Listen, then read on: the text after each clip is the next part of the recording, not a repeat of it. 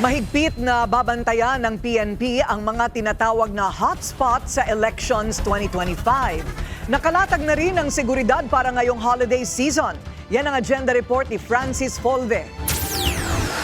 Sa pagbisita ni Pangulong Bongbong Marcos sa Campo Crame, isa sa mga ibinilin niya sa PNP ang pagbabantay sa mga lugar na may mahigpit na labanan sa politika. Kaya ipinag-utos na ni PNP Chief Romel Marbil sa lahat ng PNP units na paigtingin ang pagpuksa sa private armed groups at loose firearms. We should continue our effort in addressing our problems of loose firearms because according to him, kapag nakuha natin sa mga kamay ng mga would-be criminals, particularly yung mga potential private armed groups, itong mga loose firearms ay makakasiguro tayo ay mamimitigate yung possible influence at effect nito sa nalalapit na eleksyon. Sa datos ng PNP, nitong January to November 2024, umabot sa 8,628 ang naaresto kaugnay sa paglabag sa RA 10591 o Comprehensive Law on Firearms and Ammunition. Nasa mahigit 25,000 na baril ang nakumpiska,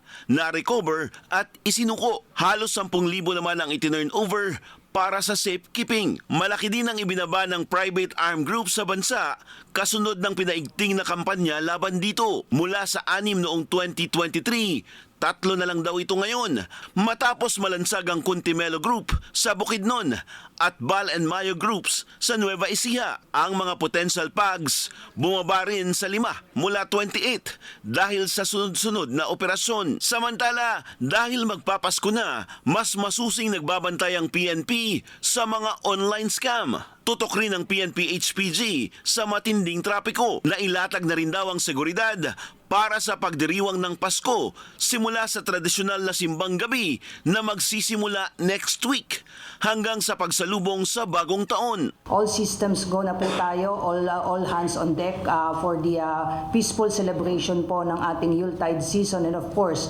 sa fast approaching po na national and local election na by next year as well as the Bangsamoro parliamentary election po. 41,000 pulis ang ipapakalat ng PNP para magbantay sa holiday season. Walang nakikitang banta ang Philippine National Police ngayong holiday season pero patuloy silang magbabantay para ligtas ang mga pagdiriwang sa buong bansa. Para sa agenda, Francis Polbe, BNC.